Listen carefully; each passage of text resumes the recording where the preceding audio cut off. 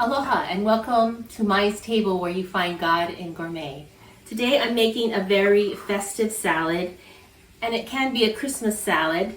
It is Christmas time when I'm doing this filming, and I made it the other night and I thought, man, that looks so fun and so vibrant.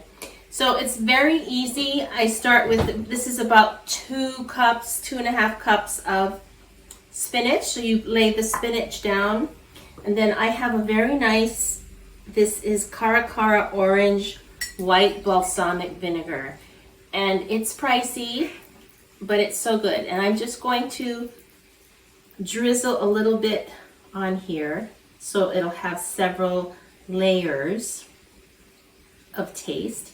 And it's just me and my husband these days, so I made a small salad. You can use a larger platter and just double the recipe if you like, and then lay the tomatoes out. You can also, if you have herbs in the garden, you can put some more basil or some rosemary. And I like to add a little bit of white mozzarella balls. These are the seasoned ones. They don't have to be seasoned, because it just, again, the contrast of color is so nice. And a lot of times, well, actually in many cultures, there's meaning behind food, especially around certain holidays, Jewish holidays or Kwanzaa.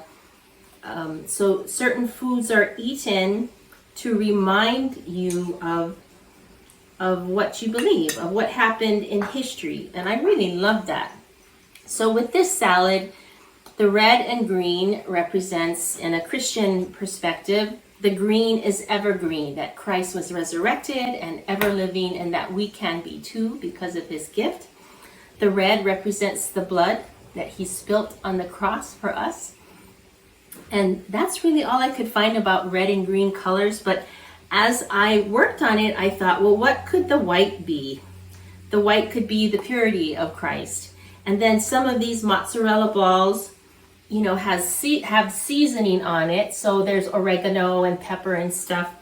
And I see that as me, with my frailties and my mistakes and my sins. And I think to myself, you know what? I may have those things, but I can be white again or made clean again through Christ. And that's just my belief. I'm not trying to push it on anyone, but I just representing that food can be spiritual.